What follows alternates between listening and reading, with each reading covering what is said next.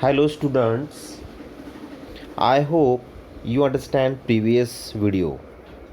Today we will see next point, features of microeconomics. The question are on this point is explain the features of microeconomics and what is the features of microeconomics. So we will see first features of microeconomics. First, study of individual units. You know that what is meant by microeconomics. Microeconomic is the study of behavior of small individual economic units like as individual price, individual firm, individual household, etc. For example, microeconomic study the economic behavior of particular household, individual firm, individual industry, etc. Particular. So, microeconomic is the study of individualistic economic units. Second point, price theory. What is meant by price theory? You know that microeconomic is primarily concerned with the price determination of goods and services as well as factor of production. That means land, labor, capital and entrepreneur. Therefore, microeconomic is known as price theory. That means microeconomic deals with the determination of the price of goods and services as well as factor of production. So it is known as price theory. Third point is a partial equilibrium. What is meant by partial? Partial means isolated.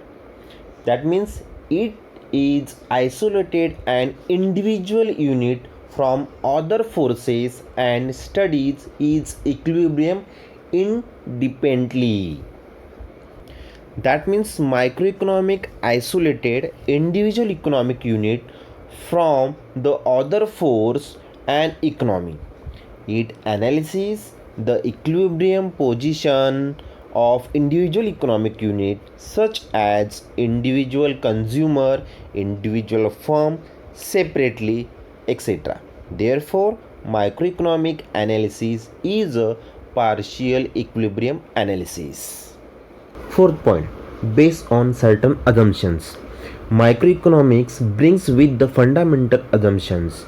That means others thing remaining constant or others thing remaining same, ceteris paribus, such as perfect competition, laissez-faire policies, that means government policies, pure capitalism, full employment, etc.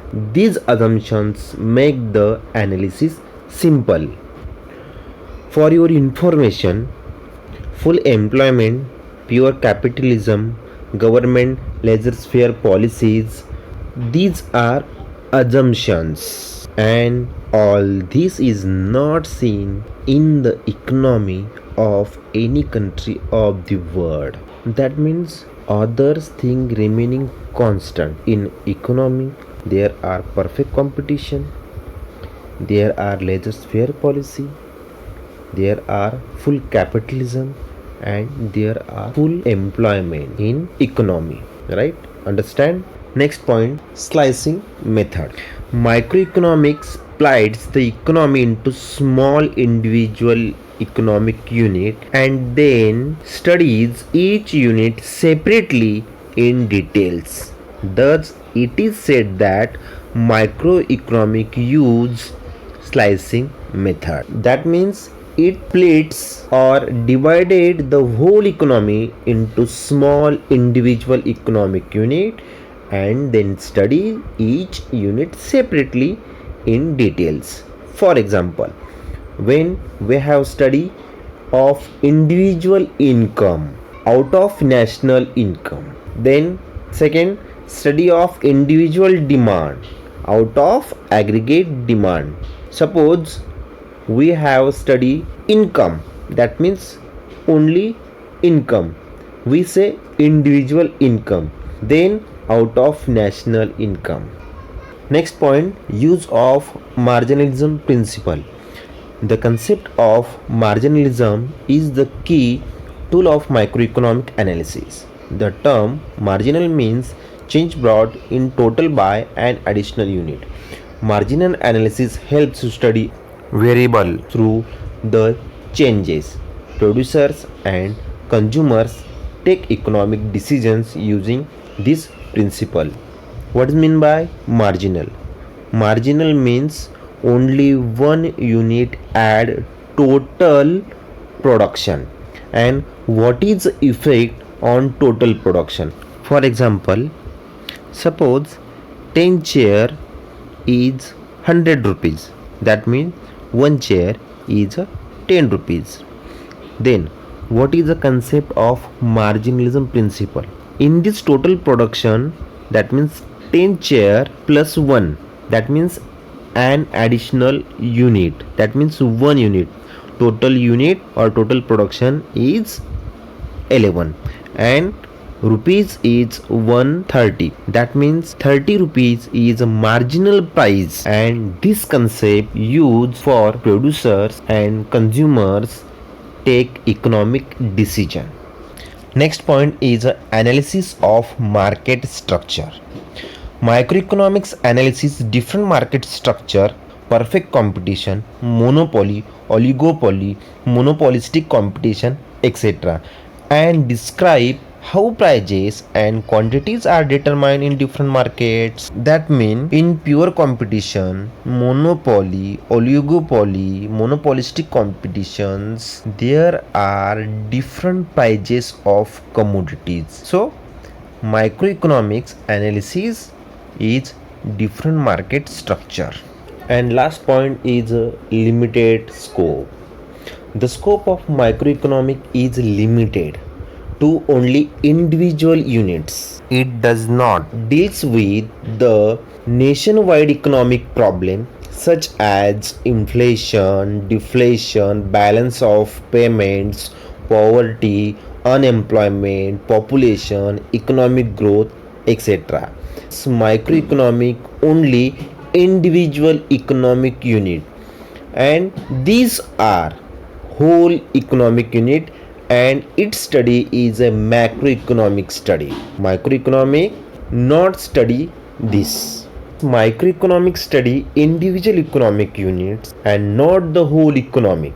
It does not deals with the nationwide problems like as unemployment, inflation, deflation, poverty, balance of payment, situation, economic growth, etc. So microeconomic scope is a limited scope. Okay friends, we will see next topic, importance of microeconomics. That means the importance and usefulness of microeconomics. First point is, or first important is price determination. Price determination explain how the relative price of various product and factor are determined, and further explain why price of these various product and factor are found different.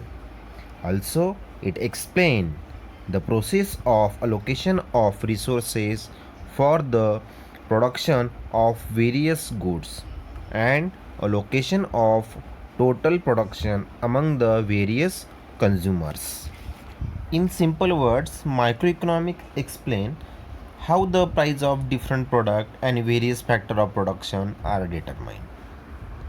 For example, price of cotton, cloth, rice, car, and thousands of other commodities are determined. Second point is a free market economy. What is meant by free market economy? A free market economy is that economy where the economic decision regarding production of goods, such as what to produce, how much to produce, how to produce, etc., are taken at individual level. That means there is no interference by the government or any agency. Third point is foreign trade. That means microeconomic is helpful in international trade. It explaining various aspects of foreign trade like as effect of tariff on a particular commodity, determination of currency exchange rate of any two countries, gains from international trade to a particular countries, etc. In other words, many aspects of international trade like effects of tariff, determination of exchange rate, gain from international trade, etc., can be explained with the help of microeconomic analysis. Next point, economic model building. Microeconomic builds simple model which help us in understanding complex economic situation. Development of various terms, concept, terminology, tools of microeconomics analysis is variable. Development of various terms, concept, terminology, tools of economic analysis is valuable contribution of microeconomics to the science of economic. Next one, business decision. That means it help businessman in decision making. Microeconomics, the knowledge of price of theory is useful to businessmen in deciding policy regarding the prices of cost of production, investment, attainment of maximum productivity, etc.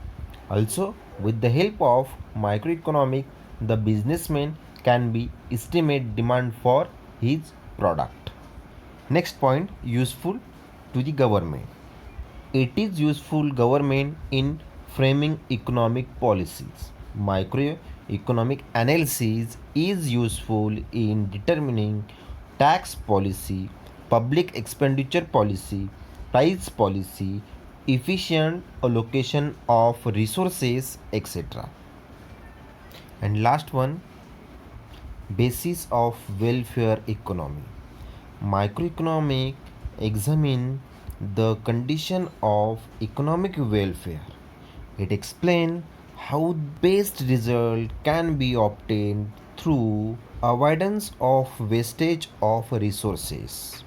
So, microeconomic analysis has great theoretical and practical importance. Here are some students have a question.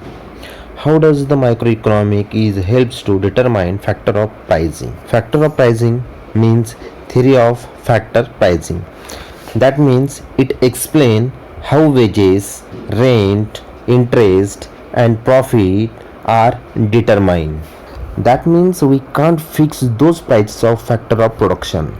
Microeconomic work to explain how commodities price are determined. So theory of factor pricing explain labor getting wages, land getting rent, capital getting interest and entrepreneur getting profit. I hope you understand this video. Thank you.